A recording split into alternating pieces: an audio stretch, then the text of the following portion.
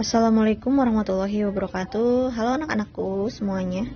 Selamat pagi. Semoga semuanya kita selalu diberikan kesehatan dan dilindungi oleh Allah Subhanahu wa taala. Amin. Sebelum kita memulai pembelajaran hari ini, alangkah baiknya kita ucapkan basmalah bersama-sama. Bismillahirrohmanirrohim. Untuk pertemuan yang kedua, masih dengan bab 1 terkait dengan konsep dasar ilmu ekonomi. Sebelum kita membahas ke materi selanjutnya, kita review kembali materi yang telah kita pelajari. Yang pertama, pengertian ilmu ekonomi. Yang kedua, inti masalah ekonomi.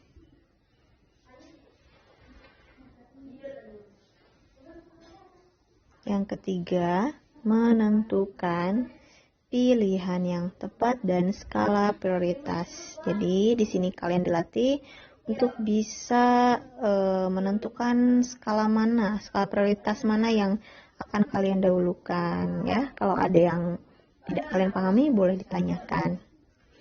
Oke, kita lanjutkan ke materi yang kelima. Kebutuhan dan alat pemenuhan kebutuhan.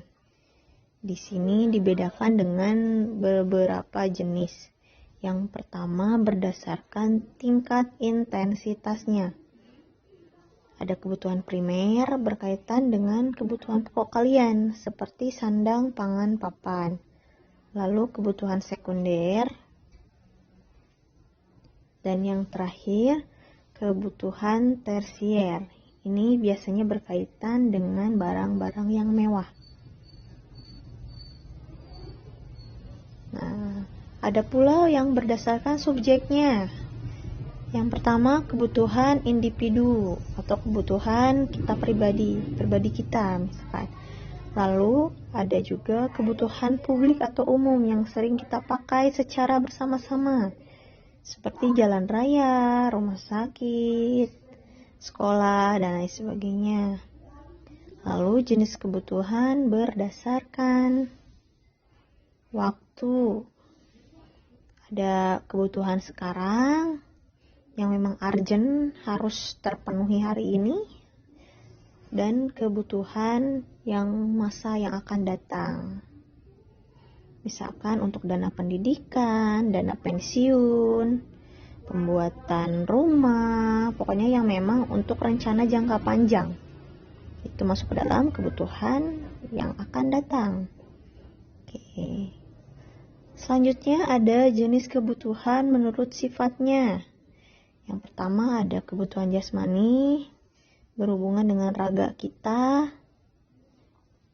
Lalu ada kebutuhan rohani, terkait dengan jiwa kita.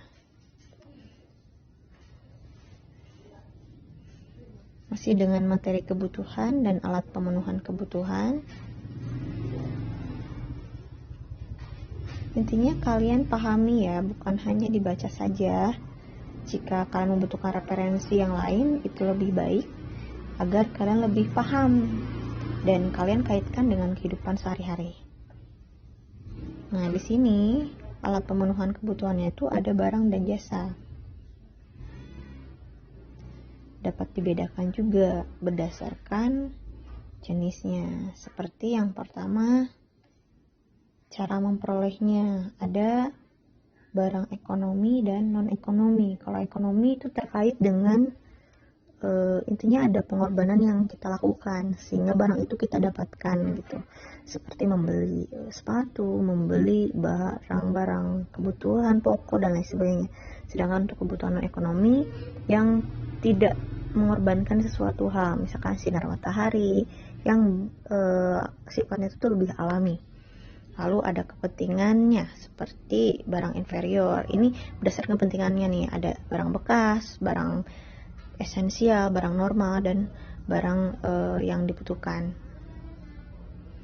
Oke ya, di sini cara penggunaannya. Seperti misalkan ada barang pribadi dan barang publik atau umum. Ini berkaitan dengan kalian menggunakannya itu untuk kepentingan pribadi atau untuk kepentingan umum gitu. Yang bisa untuk kepentingan umum itu misalkan jalan raya seperti itu. Lalu ada hubungan pemakaian seperti barang substitusi dan barang komplementer. Ini barang substitusi itu barang pengganti ya, yang memiliki kegunaan yang sama. Kalau komplementer itu adalah barang pelengkap, misalkan ada dasi yang dipakaikan di kemeja itu sebagai barang komplementer. Lalu berdasarkan proses pengolahannya, seperti barang mentah, setengah jadi, barang jadi. Ini berkaitan dengan proses produksi. Dan yang terakhir, di sini berdasarkan bentuknya, ada barang yang tetap dan barang bergerak. Barang yang tetap itu yang gak kemana-mana, misalkan tanah, gedung dan lain sebagainya. Kalau yang barang bergerak, yang barang bisa berpindah-pindah tempat. Oke, kita lanjutkan di sini. Masih dengan barang dan jasa sebagai alat pemenuhan kebutuhan. Nah, di sini kegunaan menurut A.J. Myers dapat dibedakan nih menjadi yang pertama, kegunaan bentuk. Pada saat kayu dibuat menjadi meja, otomatis nilai kegunaannya itu akan bertambah tatkala kayu itu sudah menjadi meja. Begitupun kain yang sudah menjadi baju, nilainya pun akan tambah. Di sini yang kedua ada kegunaan tempat, di mana misalkan batu kapur di pegunungan itu nilainya akan jauh lebih ekonomis saat berpindah ke kota yang membutuhkan batu kapur itu untuk bangunan.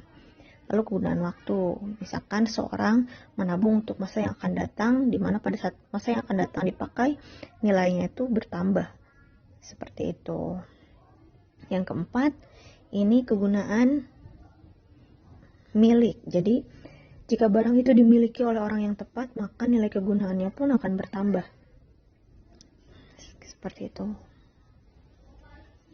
Nih, contohnya seperti cangkul ini. Cangkul kan identik dengan petani. Pada saat cangkul ini dimiliki oleh petani, maka memang barang itu nilai gunanya itu meningkat. Di sini ada beberapa hal yang menyebabkan perbedaan kebutuhan individu. Yang pertama, kondisi lingkungan tentu saja. Lalu adat istiadat, perbedaan agama, dan peradaban. Nah, di sini memanfaatkan biaya peluang. Intinya biaya peluang ini adalah suatu hal yang dikorbankan untuk mendapatkan sesuatu hal. Di saat kalian mendapatkan kesempatan untuk bekerja di A dan di B, lalu kalian memilih B, maka si A ini menjadi biaya peluang. Ataupun untuk membeli suatu hal. Seperti itu, sama ya. Nah, di sini ada prinsip dan motif ekonomi. Biasanya pada saat kita melakukan suatu tindakan ekonomi, itu berlandaskan adanya motif dengan mengacu terhadap prinsip ekonomi. Nih bisa dilihat, yang pertama ada motif untuk memenuhi kebutuhan, motif untuk memperoleh keuntungan, motif untuk dapat berbuat sosial, misalkan untuk motif-motif lainnya. Nah, pada saat melakukan tindakan dikarenakan motif itu, dan itu pun tak lepas dengan adanya prinsip ekonomi. Di sini pedoman bertindak untuk memperoleh penghasilan keuntungan maksimal dengan mengorbankan atau modal tertentu. Nah, di sini ada pembagian ilmu ekonomi.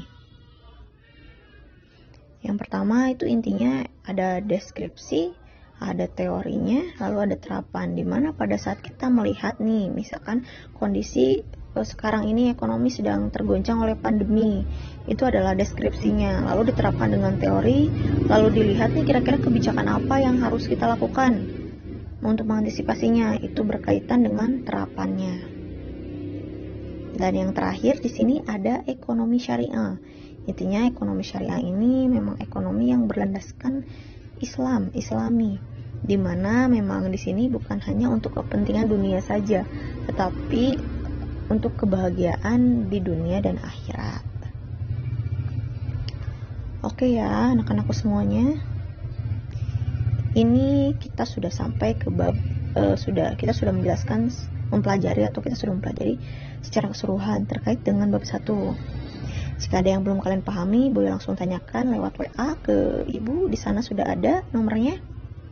dan nanti akan ada kuis setelah ini.